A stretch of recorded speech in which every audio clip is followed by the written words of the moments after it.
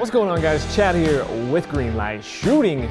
Welcome back to another review video. So listen, man, we recently did a video on the end of the world. We said which handgun is best for the end of the world, and we went through that whole thing. This is kind of in the same vein. Now, certainly there are real world applications for this. If you're a security officer, LEO, military, whatever, of course, obviously, this pertains to you. But if you're someone like me who just enjoys shooting, going to the range, things like that, this kind of stuff has always seemed a little out of my realm.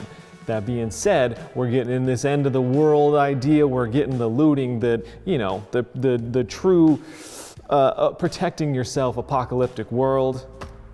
I think you gotta have one. You gotta have one. So here it is.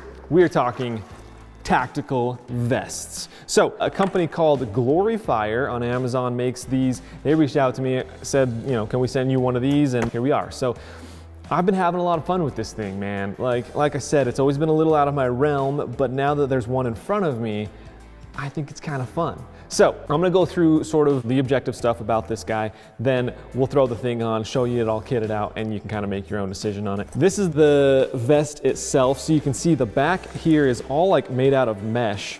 And then the front, all this stuff is actually 1000D Cordura. And they're pretty proud of that. Apparently there's not many manufacturers, at least on Amazon, that are using like true authenticated Cordura or whatever. So they throw their tag on here, let you know that it's, it's all authorized and whatever. So Cordura it's just a really robust fabric, really resistant to tears and scuffs and the whole thing. So it's just used in a lot of different, I guess, tactical products. And so they're proud to have it on their vest. So that's a big deal. They also do offer this in a cheaper version with just a 600D nylon. Still a great fabric, but this is sort of their higher end one. As I mentioned, the back and insides are all mesh to keep it very, very breathable. All the pouches are made of that 1000D Cordura. Up here on the shoulder, there's kind of like a rubber. It's meant to hold the stock of a gun and keep it from slipping. There's also this little anti-slip pad here that really helps you shoulder a rifle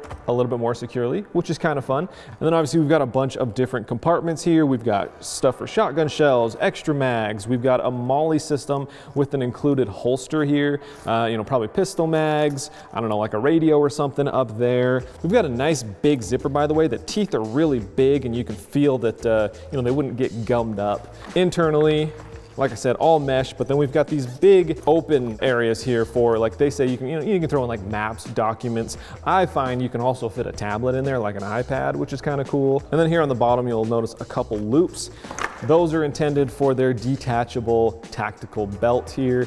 I like the idea of these tactical style belts just because you can have, your holsters and all your gadgets or whatever threaded on here, clip it together over your pants or whatever, make sure that it's hooked into the loops of the vest and it's not going to fall down or anything like that. But then when you take this off, you're not having to unthread all of your holsters and gadgets, things like that. So that's just a quick overview of the vest itself. Some things that are setting this vest apart from other ones on Amazon that I've seen is, number one, this holster is just hooked up with a molly system. So you can flip it and it's totally reversible if you're left-handed or right-handed. Additionally is the fabric that I already mentioned, but then is the fact of how customizable this is. So you've got, first of all, shoulder straps you can adjust with Velcro back here. Then on the back here, you have buckles just to be able to expand the vest in pretty much every direction. They're claiming this thing will fit people from size small to quadruple XL. And I think they're calling out a 52-inch waist size down to a 35-inch. So if you look on Amazon, there was a bunch of reviews of guys, there was one dude who said he was 6'7", 350 pounds or something, and he got this vest to fit. There was another dude who said he was 5'9", 140 pounds, and this vest fit. So yeah, a pretty truly one-size-fits-all vest that is breathable, has a bunch of compartments that are all made of 1000D Cordura. Pretty promising. I'm gonna throw this thing on and show you how I would rock it.